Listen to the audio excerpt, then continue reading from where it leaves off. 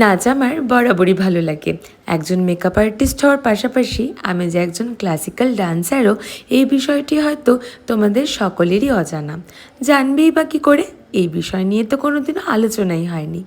তাই ভাবলাম দুটো ভালোবাসার কাজ যদি একসাথে করে দেওয়া যায় তাহলে কেমনটা হয় দেখুন তো।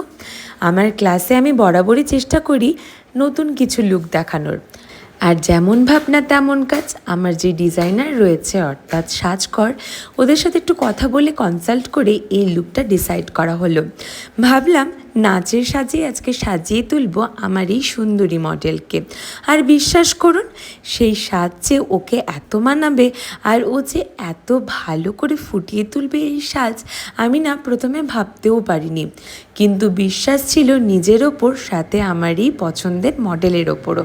কিছুক্ষণের পরিচয় জানেন, কিন্তু কত ভালো যে সম্পর্ক হয়ে গেছে বলে বোঝা